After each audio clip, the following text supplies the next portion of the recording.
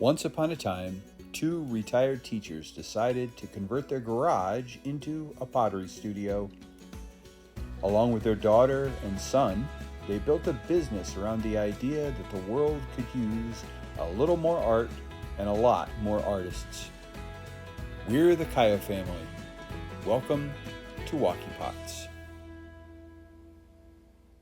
Hi everybody, how you doing? How you been? How are things? Shane and Diana with another coffee time. What number are we up to now? Is this 34? It is 34. Holy cow. It's amazing to me that we have been doing this now for 34 weeks. That's amazing. That's fantastic. It is. Yep. So what are we going to talk about this week? Alrighty. Lots of stuff. I know that already. Yes, well, and there's lots of things out on the table right now, which came out of our bisque unload. Right, we just unloaded our yes. kiln from a bisque load just minutes ago. And we'll go ahead and talk about that because last week we made 35 pieces. Mm-hmm. And I added that up there to our July goal because we've gone past the July goal. Right, we've already exceeded Yes. our goal for pieces to be made, but that's not the only goal that we exceeded. Right, our sales. Oh, that's right. I forgot. We can briefly talk about that. We still have 3 market setups to go for the month of July. And I know I've mentioned it before, but I'll mention it again. Every time we set up, there's always one number that we have to make. Like it's pretty much a disaster if we don't make this. So there's a have to get to number every time we set up. And then we also have a number that we hope for, something we hope we can get to. Right. And for the month of July, we have already exceeded what we hoped to make for the entire month of July, and we still have 3 sessions left, 3 market appearances so that gives us a little bit of a edge for next month. And understand, we even skipped 1 market setup. Yes. So we are very pleased with how things are going. We really are. And those 35 pieces that were made ended up being the heart trinket dishes. Right. So all these heart trinket dishes you see here on the table. And there's like a gazillion of them. I counted. Yeah, there's 35 of them. Some of them are the standard 112, and some of them this time are the Sheltoe. We didn't get to the Iceman, the white ones. No, we didn't get to those. I wanted to make a set of those too. But the thing that's really amazing about these to me is they should not be sitting here on the table bisque, guys. Yeah, like Diana made them one day, and the next day we put them in for their bisque flare. We fully expected them to explode. Really, because I said to him, are you sure? You really think they're dry enough? I mean, because I made them one day. I actually made some one day, then the next day. You had a whole batch of the brown ones. Yes. And I really thought the ones that I had made that day before, I was like, there is no way. But we did a 3-hour preheat. We did. Which basically all that does is it's candling, and what you do is you put it in for a temperature just below the boiling point of water for a period of time so that all the water can evaporate out of the pieces. And we did a 3-hour preheat on it, and that saved the day. It really did. And the reason we went ahead and chanced it like that was because we were down to only 5 heart dishes left on the table. We found that people come in and buy them by the stack. Like they'll get 6 heart dishes at a time. And that's not something they do with other pieces. They don't do that with any other piece. But the heart dishes are pretty cheap and pretty small, and they make good stocking stuffers for Christmas, and that's what people were saying. They're for gifts. And a lot of people that have been buying them also, they're here on vacation and they're taking them back to family members and things, and as they said, they just want something small to give them as a thank you for watching the cat or whatever. As a little memento. Anyway, we will have lots of those, if not all of them. We'll have at least lots of those for our market setup on Saturday. Yeah. Now, tomorrow we have our not Saturday setup. Normally that's on a Wednesday, but because of pony penning happening in Chincoteague, we are setting up at the market tomorrow. And there is 0 chance that we're going to have anything glazed for tomorrow. However, what we might have for tomorrow is a raku firing that gets done today so that we could take those pieces tomorrow. Right, so we may do some horsehair raku today, and we've got these 4 horses here, the 4 ponies that we'll do with horsehair raku because it's out of raku clay. And then behind me there are 12 or so smaller raku vases that will, like maybe a little sculptural kind of a form, that will be ready for tomorrow if we can get out and do our raku firing. The problem is it's raining outside. It is. Man, our raku kiln is not galvanized or rust proof, and I really loathe the idea of having to brush off rust because we have to fire it in the rain. But we'll look at it. If it's not raining hard, we may just have to do it. Yep, we just might, because the table, as you said, this past week was starting to get a little... Pretty bare. Yes. Pretty bare. So, which we do have quite a bit that came out of the kiln that'll get there for this coming Saturday. Right, I'm not worried about Saturday. Because there's like, a whole shelf load here and things. And Saturday we'll have a whole kiln load of glaze stuff going out, but I'm a little worried for tomorrow. I know last week I had shared... these in their green form. This is the little toothpick. Thank you. Toothpick holders or shot glasses. I think they'd be depending the right on size. your desired outcome. Depending on, yes. But I have a ton of these made, and these ones made it no problem. Remember the ones that I had done out of the Sheltoe that were this small size like this? They cracked. Yep. But I did it out of the standard 112 and like a workhorse. Yep. Standard 112 is So I have a ton pretty of them. predictable. Yes. So I am finding a difference in the 2 clays as far as hand building goes. And in addition to the ponies and the toothpick holder / shot glass things, we also have a couple of different things here on the table that are bisque and ready for glazing. The chickens that we hand built for that one demonstration are bisqued and ready to be glazed.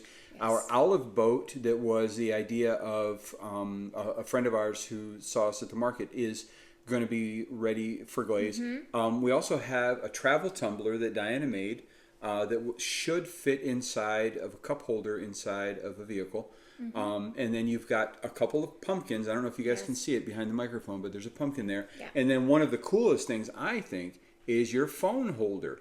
So this guy will be glazed and ready to go. Now, bear in mind, Diana has an unreasonably large phone. It's the, this one is the iPhone 14 Pro Max, a pretty big phone. A smaller phone would have an even easier time fitting it. It does stand up in portrait mode. It's maybe just a little bit unstable, but only just a little.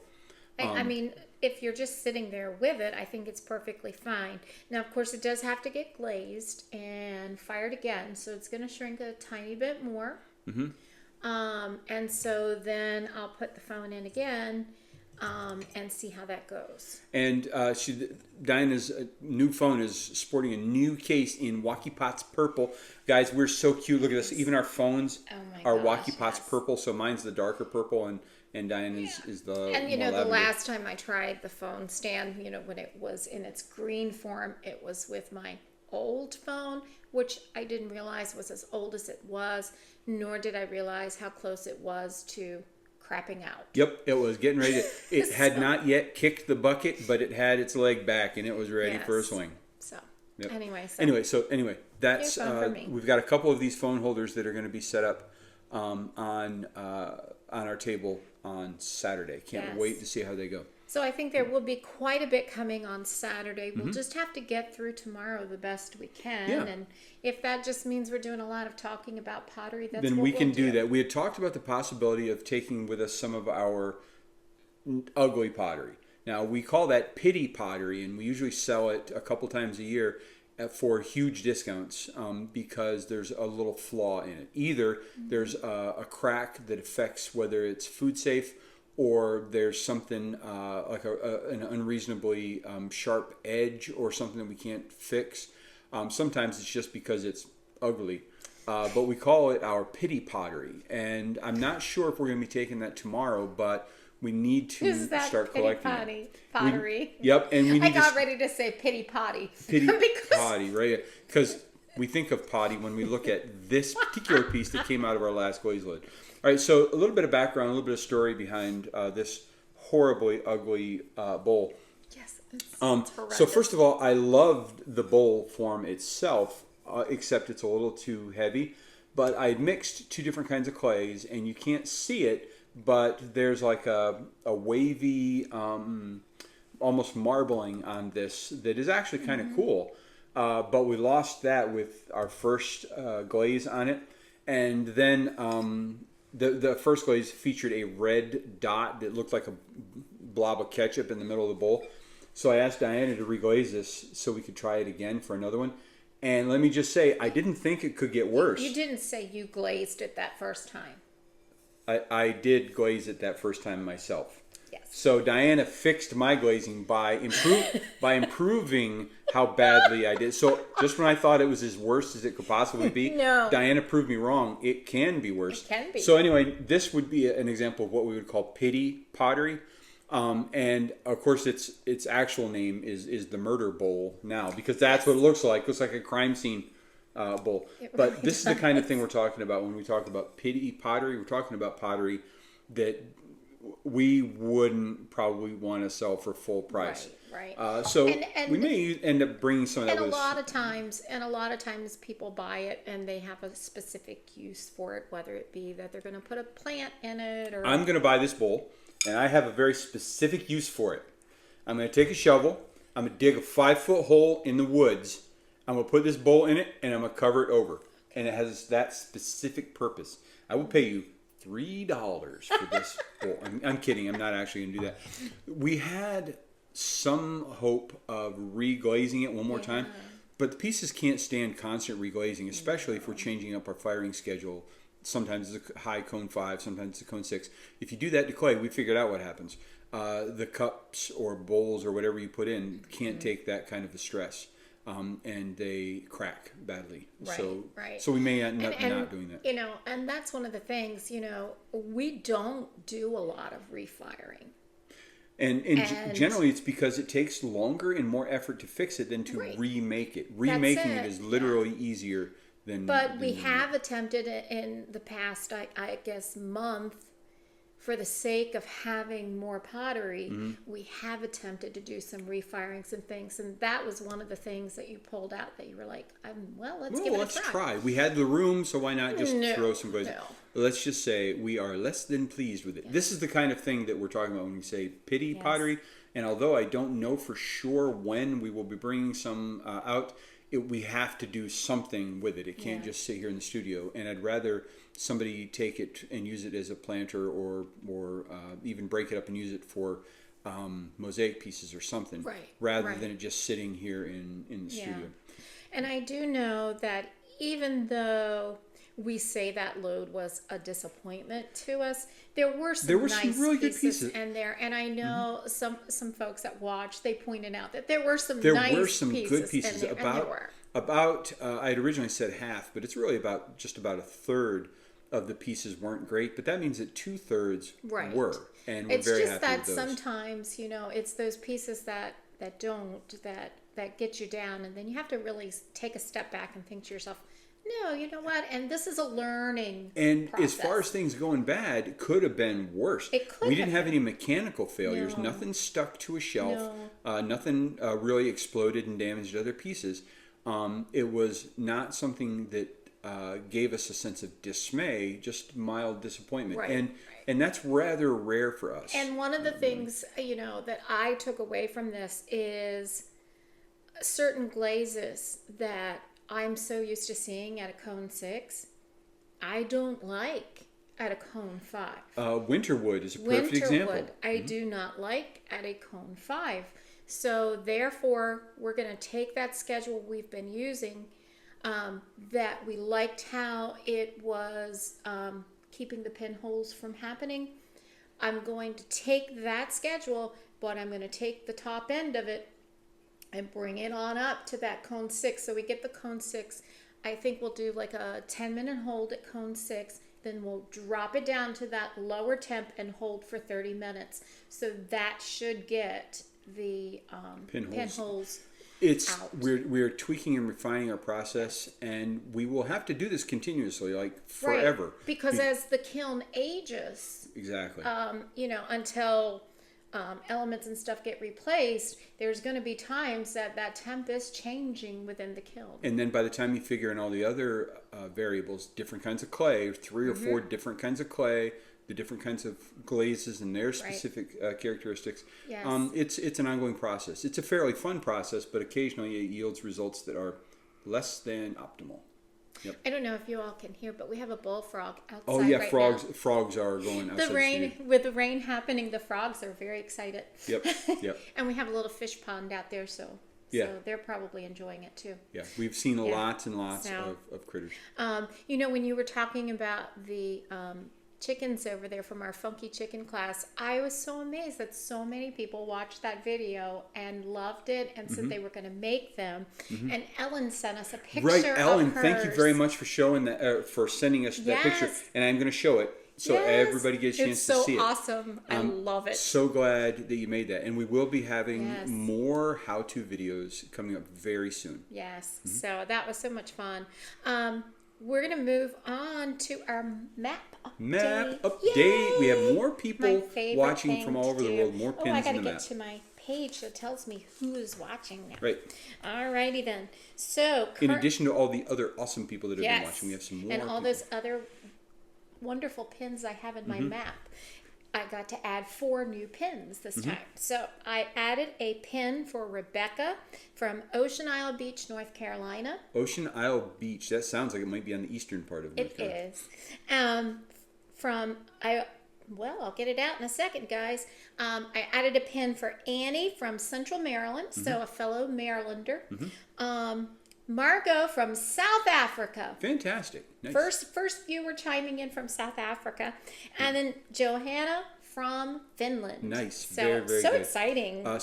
So thank you very much to everybody that watches. And if you haven't already, leave a comment saying that where you're watching from, and we'll stick a pin in the map for you. If you have already told us where you're from, and we have not yet put a pin in the map for you, please tell us again, because sometimes we do miss comments. Yes. And sometimes maybe the map update has been made and they actually had a pin put in, but it might be a previous one. We can always check. Yep. And that's what we need to do. We need to do a cumulative map update. That would be fun to do. Yep.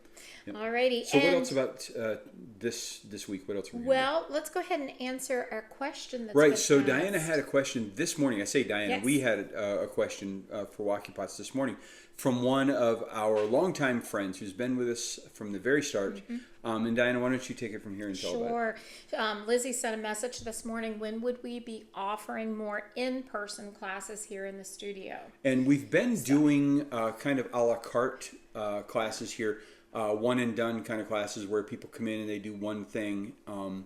But Lizzie was specifically asking about a series for the homeschool community.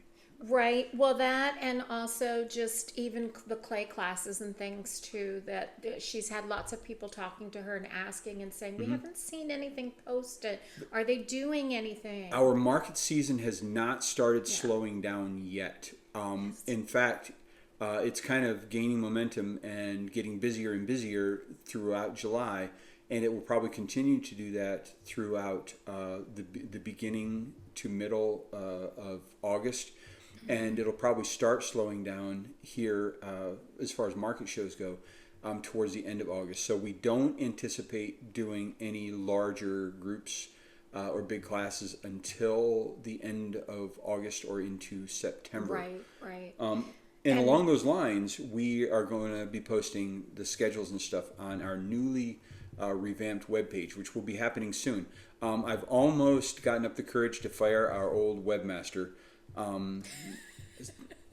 It's him. I'm actually the webmaster. But I guess what I really need to do is I just need to sit down and update the page. It's not difficult. It's just time consuming. Or we need a new website. We could possibly get a new website. One that I could use too. Yes, we could do that. We'll talk about it. But at any rate, we'll have our classes up and online at some point. And regular classes will begin in earnest in September. And I am anticipating having maybe a couple more groups even than we had last year. Right. Our production has increased steadily so that I think we can afford to take another day for classes. I think so. And I know Lizzie offered some suggestions for some classes that might be nice to have. If any of you guys have some suggestions for classes out there too, we would greatly appreciate it.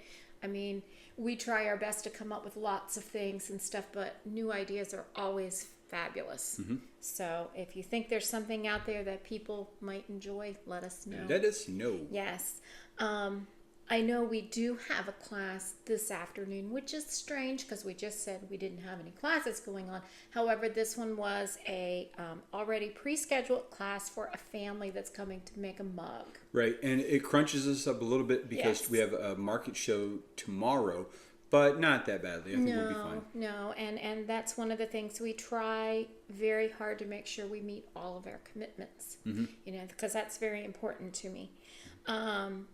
So, in addition to that class, we also have our raku firing happening in between raindrops today. I'm not sure how that's going to work. Man, I wish we had either. some way, some kind of a raku shed with a high roof that we could do raku firing. And I have to get started glazing.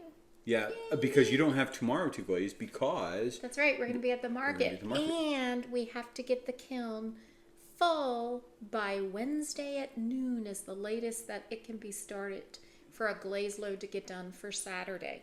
Now, one of the things about having all of these wonderful hearts, they do take up a lot of space. Right, we can't glaze them and then stack them like they're stacked now. They got to be laying flat. They're going to take layer. up a lot of space. However, one of the things I love about these is I basically use the little heart dishes for test tiles pretty much so that I can always see what a glaze looks like by using it on a heart dish. And the cool thing this time is with the Sheltoe, I'll be able to do one in the standard 112 and one in the Sheltoe with that same glaze. And then people seem to like sets, so you can take some of your toothpick holders with the patterns and do the heart dishes that have the same pattern in a similar glaze, and people seem to like that. Yeah, they did. So, but I'm anxious for that because I've never had the heart dishes in the Sheltoe before. So I'm going to be glazing. And then towards the end of the week, we will be making some new things. Right. Because, of course, there's nothing in its greenware drying again. Nothing, everything has been bisqued. Nothing green, so we have to get that done. We've got to get some stuff ready to... Our bisque loads that we just took out of the kiln is going to take approximately 2 glaze firings to finish. Yes. So we're okay, but we have to keep up with our routine. And I know I definitely need to make a lot more plates because our last market was a big plate day. Yep. That was a big plate day. People love those. Salt and pepper shakers, because those magic shakers, the ones we showed you, they went right away. Right away. And so I've got to make more of those. We are in need of 2-pound bowls. Right, I need larger bowls. We still have enough of the 1-pound ones for now. I need some 2-pound and maybe some 3-pound serving bowl kind of things. And then, of course, I'll probably make some more heart dishes. I know it just seems like how can they possibly go through them, but people buy them a lot. They do. And then mugs, because we're getting low on mugs. Right now, I've got 5 or 6 mugs on the back wall covered in plastic. Good, but we just said we didn't have any greenware. We do. We have those. That. We have those mugs back there. So they'll be ready to go in bisque. In fact, I can probably uncover them from their plastic today to get them drying out the rest of the way. Yes. And they'll be able to go in there next. I know you'd been working on the piggy banks, and we haven't gotten them to the stage that we can bring them out yet. Right. But Connie shared a picture with me of her owl banks that she makes. So I think I told her, I said, I'm going to try an owl bank. Yeah, I love owls to begin with, so I think that would be fun. We'll have to try an owl bank. Yes, an owl bank. Yep. So that would be great. So a lot going on. And of course, along with the online thing, we do have to see about, starting an online store for winter time, because when the market stops, well, we're not going to be selling as much. Yeah. We had talked about having an online store, an online storefront, but it's something we can't do right now because every time we set up at a market, we're taking 100% of our inventory. We don't have stockpiles of stuff.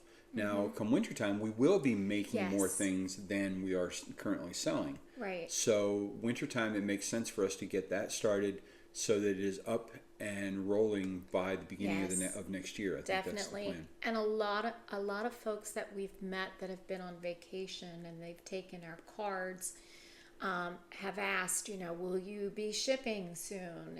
And so that's one of the things that we need to really, I guess, start planning for. Right, and if we're careful, we'll be able to ship things just fine without any problem. My biggest fear is putting a mug inside of a box and sending it, and then the person opening it, and it's a bag of aquarium gravel, right? Because it's all broken and smashed. But we do have some friends who do currently ship, and so I'm sure we can get some good feedback from them on how to do that. Right.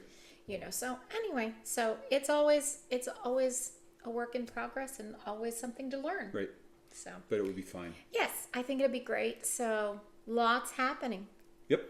All right. So other than us doing some raku today, I know I'm going to pick up Christopher, and we have that class. Yes, I'm doing the class. Yep. So you're going to be doing the class. Well, you go pick him up. Yes. Oh, yes. He's at camp, and this time the camp is culinary and plumbing. He's having a blast. He's having so much fun.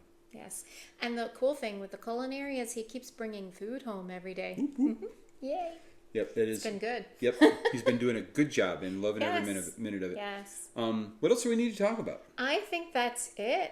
Well, I think we need to get this busy day started. We sure have something. I don't know. See, my brain is just already going. Well, we're gonna keep up the momentum and get some stuff done if we can stay dry for the raku firing. That's the only thing that worries me. All right, guys, thank you so much for watching. Please do hit the like and subscribe button. Thank you very, very much for all of your support. It is greatly appreciated. I think we're ready to sign it out. All right, guys, thanks again. Toodaloo, TTFN, ta-ta for now. Take care. See you later. Have a fantastic day, no matter where you're at. Bye, everyone. Bye, guys.